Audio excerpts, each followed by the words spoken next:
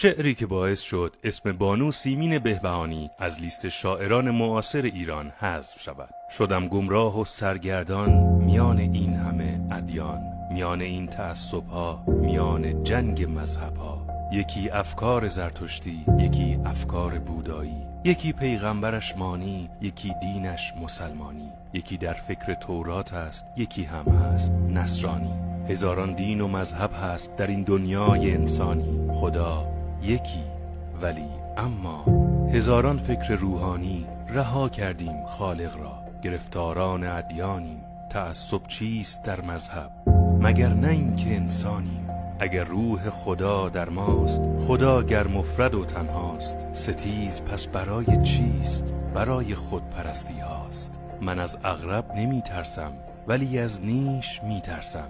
از آن گرگی که می پوشید لباس میش می ترسم.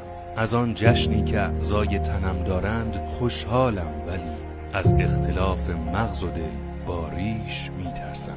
هراسم جنگ بین شعله و کبریت و هیزم نیست، من از سوزاندن اندیشه در آتیش می ترسم. تنم آزاد اما اعتقادم سست بنیاد است، من از شلاق افکار تهی بر خویش می ترسم.